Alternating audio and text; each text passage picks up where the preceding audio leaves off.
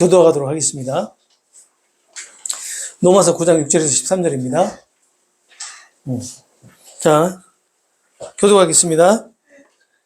그러나 하나님의 말씀이 폐하진 것 같지 않도다.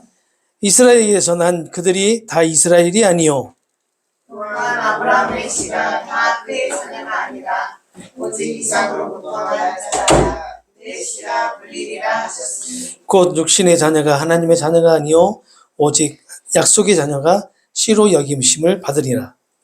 약속의 말씀은 이것이니 백년 이때에 내가 너를 이니 사라에게 아들이 있으리라 하십니다.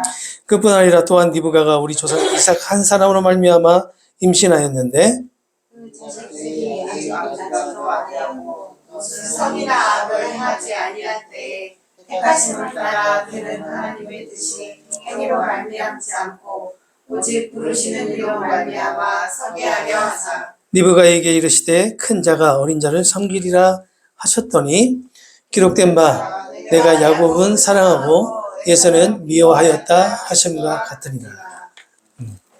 자, 바울이 유대인들에게 너희들의 구원의 문제에 대해서 얘기를 한다라고 했던 부분이 1절에서 또 5절이에요. 자, 너희들이 예수님을 믿지 않고 예수님을 따르지 않고 예수님을 받아들이지 않기 때문에 나는 너희들에 대한 그 사랑, 그것 때문에 참 안타깝고 그리고 너희들 때문에 깊이 탄식하고 그리고 너희들에 대한 소망을 가지고 있다라고 지난 시간에 말을 합니다. 바울이 가지고 있었던 소망이 뭐예요? 내가 예수님에게 끊어지는 저주를 받는다 하더라도 너희들 유대인들이 구원을 받았으면 좋겠다. 라는 소망이었어요. 왜 이런 소망을 가졌냐? 이 유대인들이 예수님을 받아들이지 않았기 때문에, 믿지 않았기 때문에. 그러면서 너희들 유대인들이 7가지 특권을 받지 않았느냐? 하나님께 너희들이 7가지의 특권을 받지 않았느냐? 라는 그런 얘기를 하죠. 그러면서 너희들이 과연 어떤 정체성을 가지고 있는지, 너희들이 그리스도인의 삶을 살아가는지, 너희들이 하나님의 백성으로 살아가는지, 하나님의 언약 백성으로 살아가는지를 너희들이 잘 생각해봐라. 라는 그런 정체성을 다시 한번 확립을 시켜줍니다. 그 정체성의 확립이 오늘 살아가고 있는 우리에게도 똑같이 적용이 된다고 했죠. 우리가 그리스도인으로 살아가지만 정말로 언약 백성의 그리스도인의 삶을 살아가는지 아니면 그냥 우리가 흔히 얘기하는 썬데이 크리스찬으로 살아가는지. 근데 썬데이 크리스찬이라고 해서 언약 백성이 아니라는 얘기는 아닙니다. 오해하시면 안 돼요. 정말로 우리가 하나님의 그 언약의 말씀 안에서 그 말씀을 받아서 살아가는 백성인지 우리가 다시 한번 생각해 보자 라고 드렸던 말씀이 지난 시간의 말씀이에요. 오늘 말씀도 이 유대인들에게 예수님을 받아들이지 않고 있는 이 유대인들에게 왜 너희들이 구원을 받지 못하는지 그 이유를 설명을 해줍니다. 그러면서 이 구원이라는 것은 유대인 너희들에게만 주어진 것이 아니라 이방인들에게도 구원이 주어졌다라는 것을 설명을 해요.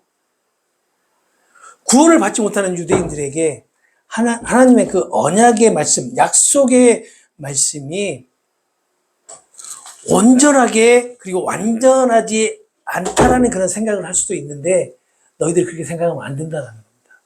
왜 그렇게 생각을 했을까? 유대인은 자신들이 선민이라고 하는 그런 선민 사상을 가지고 있지. 그러면 반드시 이들은 어떻게 돼야 돼요? 반드시 이들은 어떤 상황이든지 언약 백성이 돼야 돼요. 라고 생각을 한단 말이에요. 유대인들은. 나는 이스라엘이 참 백성이야. 나는 이스라엘이 참 이스라엘이야. 라고 생각을 한단 말이에요. 모든 유대인들이. 그런데 오늘 본문에서 바울은 모든 유대인들이 유대인이 아니다라고 합니다. 그리고 하나님의 이 약속의 말씀은 반드시 이루어진다라고 얘기를 해요. 누구나 언약 백성으로 선택된 것이 아니다라는 것을 강조하고요. 그리고 예수님을 구주로 믿게 되는 것은 그 인간의 의지가 아닌 전적인 하나님의 선택과 하나님의 은혜가 주어지기 때문에 이렇게 가능하게 될 것이다 라는 것을 오늘 얘기를 합니다. 그렇지만 유대인들은 아까도 말씀드렸지만 특별한 선민 사상을 가지고 있었고 선민 이스라엘이기 때문에 모든 이스라엘 백성들이 하나님께 구원을 받아야 하는 것이 아니냐, 구원을 받는 것이 맞지 않느냐라고 생각을 할 수가 있을 것 같아요. 이러한 유대인들의 생각에 대한 답이 6절이에요. 6절 한번 보시겠어요? 6절을 보시게 되면 그러나 하나님 말씀이 폐하여진 것 같지 않도다. 자, 이 말은 뭐냐면 하나님의 언약 안에 있는 약속의 말씀은 이루어지지 않는 것이 아니다라는 거예요. 반드시 이루어진다. 이스라엘 백성이면 누구나 약속의 말씀이 적용이 되어서 언약 백성이 될 수 있는 것이 아니냐라고 물을 수 있는데 그 다음에 이어지는 답이 있습니다. 뭐냐면 이스라엘 사람으로 태어난다고 해서 모두가 이스라엘 사람이 아니다라는 거예요. 자, 보세요. 6절에 이스라엘에서 난 그들이 다 이스라엘이 아니다라고 바울은 얘기를 합니다. 그렇다면 하나님의 선민 이스라엘이 결국 하나님께 택함을 받는 자들이 있고 택함을 받지 못하는 자들이 있다라는 것을 지금 얘기하고 있는 겁니다. 이스라엘에게 주어진 하나님의 언약의 말씀이 혈통적인 이스라엘에게 한정된 것이 아니라 영적인 이스라엘 모두에게 적용이 된다라고 지금 얘기하고 있는 거예요. 잘 들으셔야 돼요. 오늘 본문 해석은요, 우리에게도 너무나 중요합니다. 왜냐하면 우리가 혈통적인 이스라엘의 후손이 아니잖아요. 우리 이방인들이에요. 그렇기 때문에 잘 들으시라는 얘기예요. 바울은 이러한 진술에 당시 유대인들이 정말 납득하기 힘들었을 거예요. 왜? 선민사상 때문에. 유대인들은 자신들만이 아브라함의 자손이고 참 이스라엘이라고 이스라엘의 자손이라고 불린다고 여기고 있었기 때문에 바울이 이렇게 얘기를 하자 전부 다 반기를 들었을 거예요. 무슨 말을 하냐? 내가 이스라엘의 참 자손이고 내가 아브라함의 자손이다. 그런데 내가 이스라엘이 아닐 수가 있느냐? 이스라엘 자손이 아닐 수가 있느냐라고 이렇게 반문했을 거란 말이에요. 그래서 바울이 구약 성경을 예를 들어가지고 하나님의 선택에 대한 절대 주권을 설명을 해요. 과연 너희들이 아브라함의 자손이고 이스라엘의 참 자손이라고 얘기를 하는데 정말로 너희들이 그러는지 한번 보자라는 겁니다. 그래서 7절을 보게 되면 이렇게 얘기를 하죠. 아브라함의 후손이라고 해서 모두가 다 그의 자손이 아니다. 다만 하나님께서는 아브라함에게 이삭을 통해서 태어난 자들만이 내 자손이다 라고 부르겠다라고 말씀하셨다라는 거예요. 자, 아브라함에게는 자녀가 몇이 있죠? 이삭까지 포함해서 총 7이 있습니다. 7. 첫째가 누구죠? 이스마엘. 아브라함과 하갈에서 난 이스마엘. 이 이스마엘이 있고 또 창세기 25장 1절에서 4절을 보게 되면 아브라함의 후처였던 그두라에게서 난 아들이 6명이나 있어요. 6명. 그런데 이 7절에서 보게 되면 이 모두가 아브라함의 자녀였지만 아브라함의 약속의 자녀는 아니다라고 얘기를 해요. 약속의 자녀는 아니다. 7명이 아브라함의 씨인 것은 맞아요. 그죠? 아브라함의 후손인 거 맞죠? 그런데 이 모든 7명이 다 약속의 자녀는 아니다. 오직 한 명, 이삭만이 약속의 자녀다라고 얘기를 한단 말이에요. 하나님께서 아브라함에게 창세기 21장 12절에 말씀하십니다. 어떻게 뭐라고 말씀하시냐면 이삭으로부터 난 자만이 나의 자손이다. 아브라함의 자손이다라고 얘기를 해요. 이삭으로부터 난 자를 직역을 하면 이렇게 직역을 해석을 할 수가 있어요. 이삭 안에 있는 자라야 내 씨라 불릴 것이다. 자, 이 말을요, 오늘 사랑으로 우리에게 한번 적용을 해봅시다. 우리가 지금 이삭의 자녀는 아니에요. 그런데 우리에게 어떤 자녀라고 얘기를 해주시냐면요, 예수 그리스도 안에 있는 자라야만이 하나님의 씨라고 얘기를 하셨다는 거예요. 하나님의 자녀라고 얘기하셨다는 겁니다. 그렇다면 여러분들은 아브라함의 그 약속의 자녀 안에 속한 자들입니까? 아니면 아브라함의 약속의 자녀가 아닌 육신의 자녀에 속한 자들입니까? 약속의 자손에 속한 자들이잖아요. 영적인 자손에 속한 자들이잖아요. 그래서 우리에게 주어진 축복이 아브라함의 축복이다라고 하는 거예요. 저도 처음에는 몰랐어요. 이 신학을 하기 전에는 저보고 아브라함의 축복을 받은 자, 아브라함의 축복 받은 자라고 하는데 이 말이 뭔 말일까? 그렇게 생각했습니다. 그런데 이 말이 바로 이런 의미예요. 아브라함의 모든 자손에게 하나님의 약속의 자녀라고 해주신 게 아니라 그 중에 한 명, 택한 이상만 아브라함의 약속의 자녀로 정해주셨단 말이에요. 이곳에 앉아 계신 여러분들이 바로 그러한 은혜를 받은 거예요. 은혜의 자손, 약속의 자손으로 택함을 받으셨다는 겁니다. 지금 바울이 이렇게 강력하게 주장하는 이유가 있어요. 왜죠? 왜 이렇게 강력하게 이 말을 주장을 하냐면 예수님을 믿지 않고 예수님을 받아들이지 않고 있는 유대인들에게 너희들의 정체성, 너희들이 정말로 구원을 받을 수 있는 길이 무엇인지를 다시 한번 말해주기 위해서예요. 여러분들에게 다시 한번 설명을 해드립니다. 우리가 구원을 받을 수 있는 길이 뭐예요? 예수님을 믿는 믿음 안에서만 가능하다라는 겁니다. 이것을 지금 바울은 유대인들에게 설명을 해주고 있는 거예요. 하나님이 선택한 이삭과 그 자녀만이 언약 백성이 될 수 있다라는 얘기예요. 이렇게 약속의 자녀에 대해서 7절에서 강조를 하고 난 다음에 8절은 부연 설명을 해요. 부연 설명을. 8절을 한번 봐보시기 바랍니다. 8절에 보면 육신이 나오죠. 육신의 자녀가 하나님의 자녀가 아니라 오직 약속의 자녀가 씨로 여김을 받는다 라고 한단 말이에요. 육신의 자녀 뭐죠? 육신으로 난 자들, 하갈에서 그리고 구두라에서 난 자녀들 얘기하겠죠. 6명의 자녀들. 7명이구나, 총. 구두라에게서 6명이 납니다. 그리고 이스마엘, 여기에서 7명이죠. 이삭까지 8명이 납니다. 자, 육신으로 난 자들, 이들이 하나님의 자녀가 아니라 오직 약속의 자녀라야 참된 아브라함의 자녀로 인정을 한다는 거예요. 하나님의 자녀, 다시 표현하면 하나님에게서 난 자들, 이들만이 아브라함의 자손으로 인정한다는 겁니다. 하나님은 아들이 있을 것이다 라고 아브라함의 아내였던 사라에게 약속을 합니다. 이 약속이 성취되어서 태어난 그 이삭의 후손들만이 바로 하나님께서는 씨로 인정을 하시겠다는 거예요. 씨로 여김을 받는다라는 겁니다.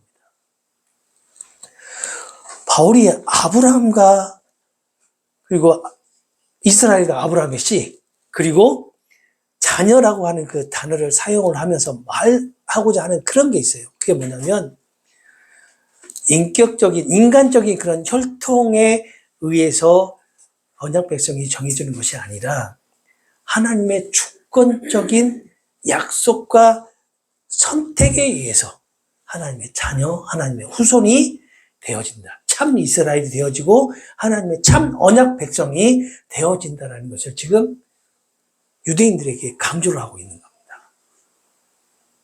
유대인들은 뭘 중요시 여겼어요? 혈통. 아브라함의 자손, 그리고 이삭의 자손, 다윗의 자손. 이런 혈통을 중요시 여겼고 본인들이 그 혈통 안에 속했다라고 생각을 했기 때문에 모두가 다 구원받을 자라고 생각했단 말이에요. 근데 바울이 어때요? 혈통을 깨버립니다. 혈통을 완전히 깨버리는 거예요. 혈통을 깨버리고 너희들 그렇게 해서는 절대 구원받을 수 없어 라고 얘기를 하고 있는 겁니다. 그래서 이렇게 바울이 얘기를 하니까 유대인들과 1세기 때 신학에 충돌이 있을 수밖에 없었던 거죠. 당연히 싸우겠죠. 유대인들이 가지고 있었던 구원관과 바울이 제시하는 구원관이 서로 상반되기 때문에 싸울 수밖에 없었습니다. 그러면 여러분들이 가지고 있는 구원관은 뭐예요? 오직 예수 그리스도 안에서잖아요. 내가 무엇을 행해서가 아니라 예수님을 믿는 믿음 안에서잖아요. 여러분들이 나가서 그런 얘기를 하시면 당연히 백침이 있어요, 없어요? 있잖아요. 싸우셔야죠. 전하셔야죠. 증거하셔야죠. 맞는 한이 있더라도. 바울은 복음을 전하면서 어떻게 하기로 했어요? 죽기 전까지 맞았어요. 전해야 되는 겁니다. 안 되면 안 하면 안 돼요. 하나님의 그 주권으로 이삭이 선택을 하시고 이렇게 말씀하시죠. 너의 자손이 바다의 모래처럼 하늘의 별처럼 될 것이다 라고 약속의 말씀을 해주신단 말이에요. 물론 이 약속의 말씀은 아브라함에게도 했지만 이삭에게도 해주셨단 말이에요. 하나님의 선택은 반드시 이스라엘이라고 하는 백성이 한정된 것이 아니다라는 것을 꼭 기억하시기 바랍니다. 이방인들도 하나님의 선택하시는 대상에 해당이 된다라는 것을 바울은 지금 이렇게 창세기 말씀을 통해서 증거를 하고 있는 거예요. 이 증거가 오늘 우리가 있게끔 했습니다. 왜냐면요, 우리도 이방인이기 때문에 만약에 우리가 만약에 하나님의 백성에게만 이렇게 선택의 대상이 되었다라고 하면 우리는 지금 예수님 하나님을 믿고 이렇게 예배드리는 자의 삶을 살아갈 수가 없죠. 그러나 그것을 폐하시고 이방인들에게도 하나님의 백성이 되는 길을 열어주셨기 때문에 이게 가능했단 말이에요. 바울은 그것을 알았기 때문에 유대인들에게 자신 있게 얘기를 하고 있는 거예요. 주장을 하고 있는 거예요. 노마교회 노마교회가 이방인 그리스도인으로 세워졌다는 거 잘 아시죠? 그렇다면 노마교회 구성원들이 어떤 사람들이었을까? 대부분이 이방인들이었겠죠. 그리고 일부 아주 적은 소수가 아마 유대인이었을 거라고 이렇게 추측을 합니다.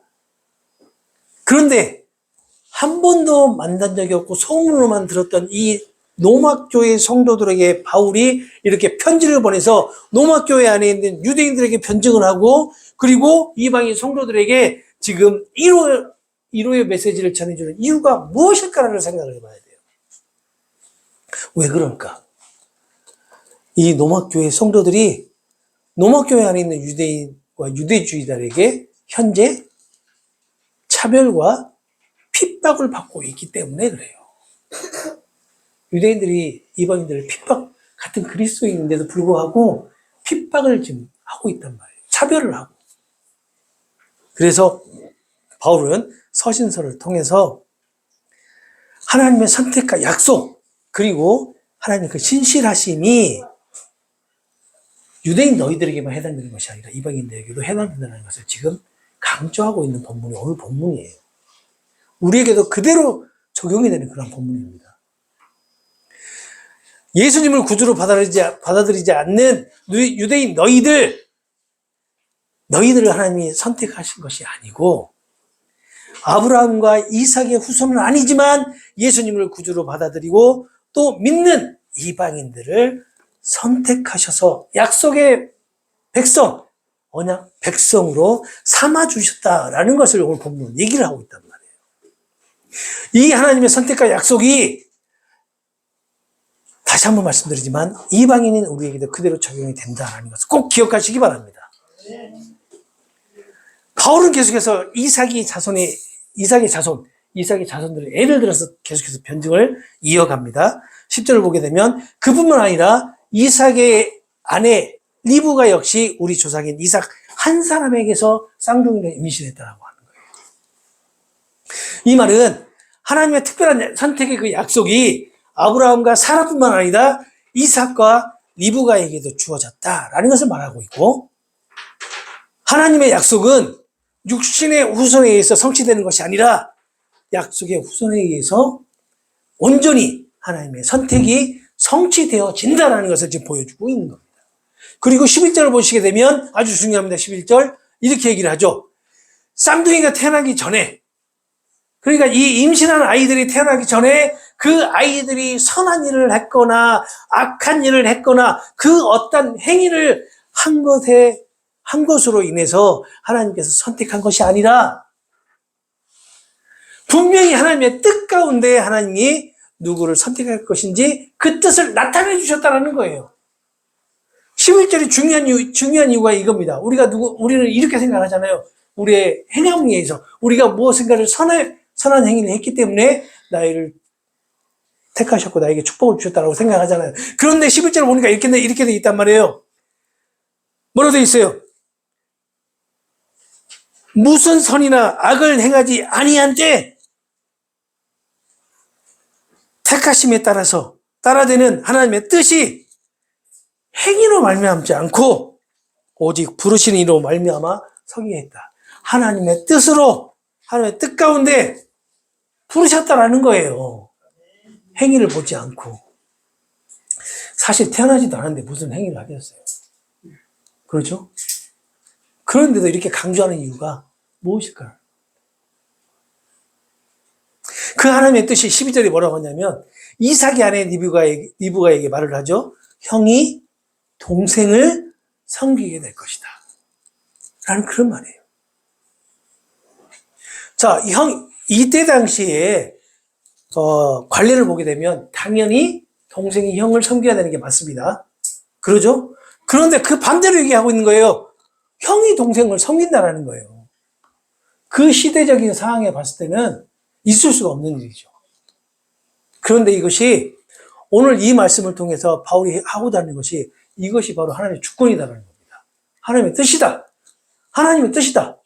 하나님의 뜻이 이거다. 형이 동생을 섬기게 될 것이다. 이걸 얘기하고 있는 거예요. 하나님의 계획이 그들의 행위에 달려있는 것이 아니라 부르시는 분의 주권적인 선택에 의해서 결정된다는 겁니다. 그래서 여러분들이 이 자리에 있는 거예요. 왜요? 하나님께서 부르셨잖아요. 선택해서 부르셨잖아요. 하나님께서 결정하셔가지고요. 여러분들 부르셨고 선택하셨고 이 자리에 있게 하셨잖아요. 그래서 오늘 본문이 중요하다라고 말씀드렸던 겁니다. 그 선택의 기준이 사람의 행위가 아니라 우리가 뭘 열심히 하고 믿고 예배드리고 선한 일을 하고 해서가 아니라 부르시는 분께 달려 있었기 때문에 우리가 여기 있는 거예요. 그러면서 13절에 이렇게 얘기하죠. 야곱은 하나님이 사랑하셨대요. 그런데 에서는 미워했답니다. 본문에 오늘 13절에 그렇게 얘기를 하잖아요. 이렇게 말씀하셨대요. 이것이 뭐예요? 하나님의 택하심을 확실하게 지금 나타내 주고 있는 거예요. 이 말씀 한마디로 야곱을 사랑하고 에서를 미워했다는 이 말씀 한마디로 유대인들에게 바울이 하나님의 주권과 선택, 택하심을 확실하게 지금 얘기를 해주고 있는 겁니다. 이것이 하나님의 그 계획이 그들의 행위에 달린 것이 아니라 부르시는 분의 주권적인 선택에 의해서 결정된다는 것을 보여주고 있는 겁니다. 실제로 에서가 야곱을 섬겼다는 말씀은 없어요, 성경에. 야곱은요, 형을 피해서 어떻게 했어요? 도망갔잖아요. 삼촌 집으로 도망가잖아요.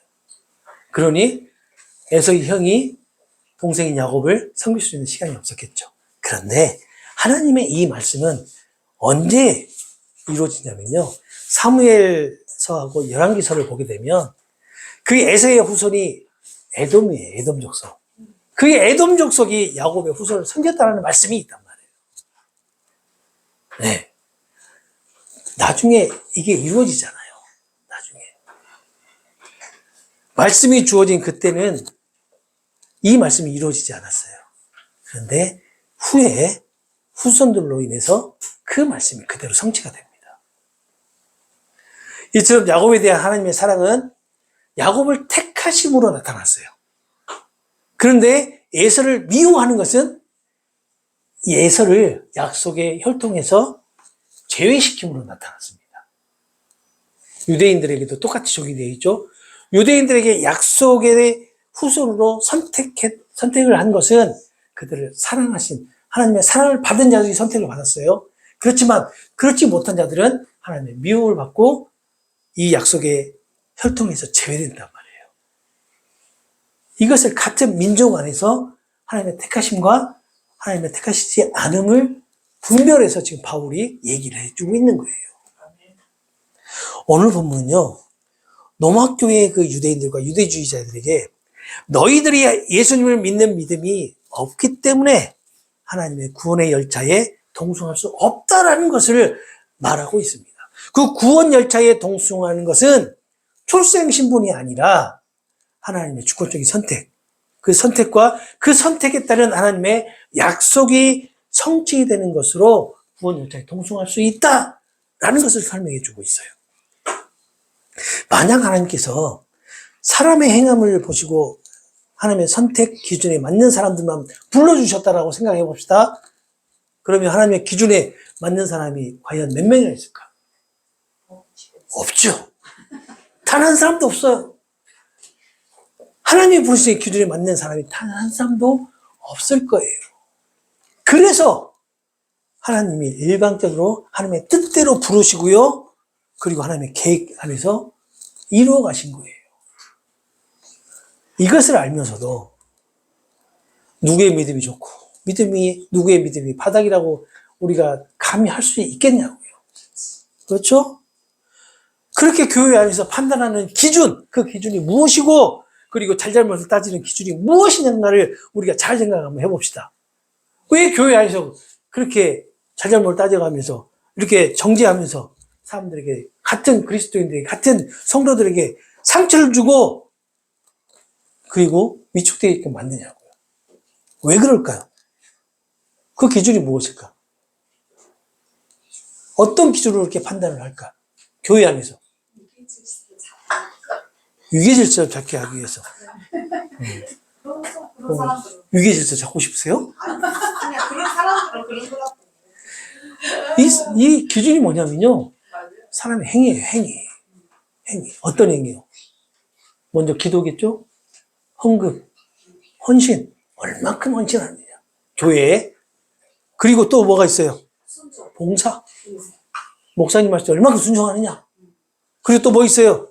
프로그램 참여, 특세, 그리고 부흥회, 사경회, 이런 거 다 참석해야 되잖아요. 교육. 이런 것을 기준으로 해서 뭘 뽑아요? 장로원사 뽑아요. 장로원사 뽑아요. 그러잖아요. 장로 뽑는 기준이 뭐예요? 가장 큰 기준이 주일 성수 다 했는지, 그리고 11조 다 했는지, 새벽 예배 다 나왔는지, 이런 거 아니냐. 자, 봐보세요. 우리가 교회 안에서 이렇게 정죄하고 잘잘못을 따지고 아니면 상을 주고 하는 그런 모든 것의 기준이 뭐냐면 우리 행위예요, 행위. 그런데 하나님은 차별 없이 어떻게 해요? 우리를 하나님의 뜻대로 택하시고 부르셨고 그 뜻 안에서 하나님의 계획을 이루신다라고 약속의 말씀을 주시잖아요. 그런데 왜 감히 인간들이 한낱 티끌에 불과하는 우리 인간들이 하나님의 뜻과 계획을 다 무시하냐고요. 그 멸치하고 자신들만의 신앙의 잣대를 대고 그 믿음의 잣대를 대고 왜 차별하고 정죄를 하냐고요. 최소한 우리 교회에서만큼은 그러지 맙시다. 다른 교회에서 그런다 하더라도 우리 교회에서만큼은 그러지 맙시다. 우리가 무슨 잣대로 무슨 잣대를 대고 이게 평가하고 정죄를 하겠냐고요. 우리는 그러지 맙시다. 우리는 다시 한번 말씀드립니다. 이 자리에 모이신 분들은요, 하나님이 차별 없이 하나님이 뜻대로 그리고 계획하신 대로 선택해서 부르셨고요. 하나님의 뜻 안에서 하나님의 그 계획을 이루어 가시겠다고 여러분 한 사람 한 사람 한 사람에게 이루어 가시겠다라고 약속을 해주신 분들이 여기 계신 분들이에요. 제발 섣부른 그리고 얄팍한 우리의 믿음과 우리의 신앙으로 우리 서로를 정죄하고 판단하지 맙시다. 곰곰이 이렇게 이런 우리의 신앙과 믿음을 잣대로 정죄하고 차별하는 것을 곰곰이 생각해 보니까 우리가 솔직히 말씀드리면 제가요 스스로 신이 되어 있어서 그렇더라고요. 스스로 신이 되어 있어서 스스로 신이 되어 있는 내가 이렇게 이루고자 하는 것 내가 어느 정도 기준을 세우는 게 있잖아요. 그 기준을 세우는 것에 못 미쳐요. 우리 안복 집사님이. 그러니까 그 안복 집사님이 막 그냥 내가 정지하고, 나한테 그랬겠죠. 그거 당연히 해야 돼. 그거 당연히 해야 돼. 그거 당연히 해야 되고. 그런단 말이에요, 우리가. 우리가 그런다고요. 내가 이루고자 하고 우리가 희망하고 소망하는 것들이 있죠? 바로 이러한 것들을 이루기 위해서 그렇게 한단 말이에요. 그러기 위해서 어떻게 해요? 내 주변에 있는 모든 성도님들을 희생을 시켜요. 내가 기준을 세웠으니까 이대로 해야 돼. 여기까지 해야지 맞아. 이렇게 강조하면서 그렇게 한단 말이에요. 많은 교회들에서, 교회 안에서 그런 일들이 벌어지죠. 뭔가 성도들을요, 대단한 신앙으로, 대단한 믿음으로 끌어올리려고 다들 노력을 해요. 그런데 하나님은 그게 아니다라고 얘기를 하신단 말이에요. 그런데 그 목회자의, 아니면 그 권사의, 장로의 기준에 맞춰서 모든 사람들을 끌어올려야지만이 마치 그 교회가 하나님께 쓰임받는 교회인 양 생각을 한단 말이에요. 이 대단한 교만입니다. 대단한 교만. 어마어마한 교만이에요. 그런 자들이 하나님을 예배해요. 그래서 사마리아 여인을 통해서 예수님이 그러시잖아요. 이곳에서도 저곳에서도 예배를 드리는 것이 아니라 진정으로 하나님을 예배할 때가 올 것이다. 그렇게 말씀하시잖아요. 그러면서 너희들이 드리는 예배가 정말 악한 것이다 라고 얘기를 하시잖아요. 그런 분들이 대부분 그거는 보게 되면 대부분이 하나님을 섬기는 게 아니라 하나님은요, 내 뜻을 이루어가는 하나의 도구로 생각을 합니다. 그리고 내 뜻을 이루어가기 위해서 필요한 존재로 받아들이고 사용을 하죠. 이게 얼마나 교만한가요? 물론 구약시대에 뿐만 아니라 신약시대의 성도들이 다 하나님을 그렇게 사용을 했어요, 도구로. 오늘 살아가고 있는 우리 그리스도인들도 지금 똑같이 그렇게 행하고 있다는 겁니다. 안타깝지만요, 바울은 그것을 알았어요. 그래서 유대인 너희들이 하고 있는 그 모습을 봐라. 너희들이 정말로 언약 백성들이냐, 하나님의 약속을 받은 자들이냐 라고 오늘 본문에서 얘기하고 있단 말이에요.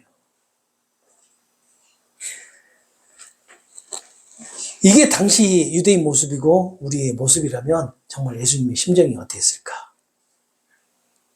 그래서 예수님께서 십자가에서 달리시면서 다 이루었다라고 선포하시지 않았다면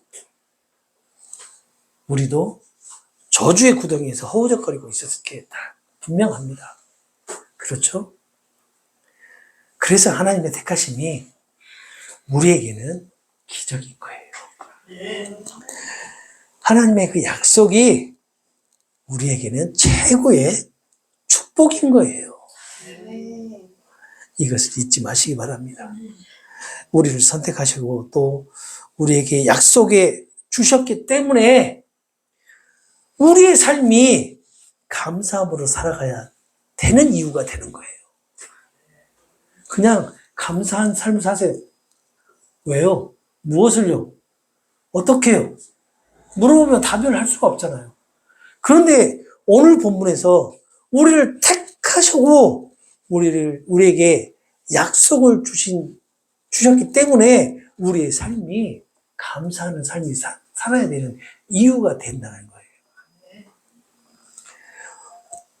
그리고 이렇게 우리를 붙들어 주시기 때문에 우리 주어진 환경 속에서도 넉넉히 승리하면서 최선을 다해 살아갈 수 있는 길을 열어주셨다는 것을 잊지 마시기 바랍니다.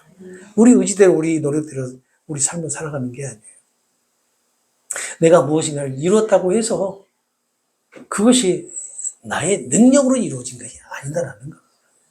우리는 여전히요, 세상의 권력과 힘이라고 하는 이 세상을 바라보면서 살아갑니다. 그렇지만 하나님께서 우리를 선택하시고 택하셨기 때문에 우리를 반드시 감사하는 삶을 살아가게 하고요. 그리고 우리에게 주어진 삶 가운데 하나님께서 영광을 받으시면서 그 영광 가운데 최선을 다해 살아갈 수 있도록 우리를 인도하신다는 사실을 기억하시면서 살아가시기를 바랍니다. 이 시간 함께 우리 기도할까요?